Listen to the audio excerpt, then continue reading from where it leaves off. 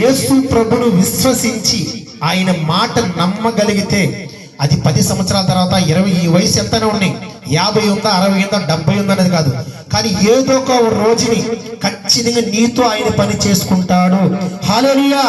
ఎందుకు ఈ మాట చెప్తున్నానంటే, అనేక ప్రాంతాలు తిరిగిన మాకు మా అమ్మ 101 ఫోటోకి దండం పెట్టేది. మా ఇంట్లో ఎప్పుడు ఫోటోలు ఉన్నాయి. కనీసం ఒక పండుగ వస్తే మళ్ళీ 6 నెలలు దాకా అదే పండుగకి సంబంధించిన ఆ ఇంట్లో పప్పులు ఉంటాయి మాకు. ఎందుకంటే మేము అలాగే వీరభద్రను కొలిసేవాళ్ళవి. మా ఇంట్లో ఆడపిల్ల పుడితే ఈరవేనని పెట్టాలి, మగ పిల్లడు పుడితే వీరబాబు అని పేరు పెట్టాలి. ఎందుకంటే అది ఆచారం అన్నమాట. వాళ్ళు చచ్చిపోయినా సరే వాళ్ళ పేరు ఉండాలి, పుట్టేవాళ్ళు ఉండాలి. అలాంటి తెలిసే ఉంటుంది. తూర్పుగోదావరిలో ఎవరైనా ఉండుంటే మీకు అర్థమవుతుంది అది. ఎందుకు ఈ మాటలు చెప్తారంటే, అనేక ప్రాంతాల్లో తిరిగిన మా అమ్మ, ఇంతమంది దేవీ దేవతలు కొలిసిన మా అమ్మ ఎందుకో తెలియదు ఆ క్యాన్సర్తో బాధపడుతుంది. అంత వ్యాపారం చేసి, లక్షల వ్యాపారం చేసి, నా చిన్న వయసులోనే మేము లక్షాధికారులమి.